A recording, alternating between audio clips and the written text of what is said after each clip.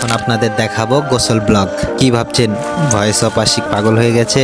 সত্যি এরকম পরিবেশ দেখে ভয়েস অফ আশিক পাগল হয়ে গেছে। বন্ধুরা চলে এসেছি চরে এসে নদীতে গোসল না করলে কি হয়? নদী দেখলেই তো বারবার ঝাঁপিয়ে পড়তে মন চায়। তাই আমরা ডিসিশন নিয়ে ফেললাম আমরা এই নদীতে গোসল করব এবং এই ছোট্ট চিলেকোঠার মধ্যে আমরা বিশ্রাম নেব। তো আমরা নামার আগেই দেখতে পাচ্ছেন এই চরের কিছু ছেলেপেলেরা তারা টায়ার নিয়ে মজা করছে।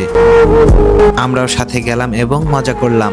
গোসল করতে হলে তো সাবান শ্যাম্পু লাগবে, এর জন্য সাবান শ্যাম্পু আগে থেকে কিনে রেখেছি। প্রিয় বন্ধুরা দেখতেই পাচ্ছেন আমাদের সাথে রুবেল ভাই, রাসেল ভাই এবং এখানকার ছোট ছোট ছেলেপেলেরা রয়েছে। চর ভ্রমণ করতে এসে নদীতে গোসল করার মজাটাই আলাদা।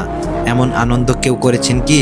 অবশ্যই কমেন্ট করে জানাবেন, আর অবশ্যই জানিয়ে যাবেন এই দৃশ্যটা আপনাদের কাছে কেমন লাগছে। আমার কিন্তু অসাধারণ লাগছে।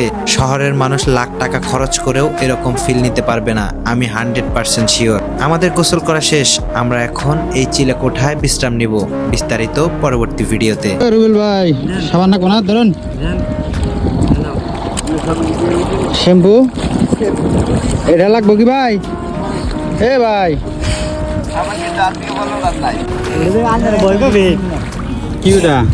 না না Bukan apa teman dan umbek tu dia. Guri dia umbek dia pun nak benda tu. ফটকা থাকলে যাইতাম।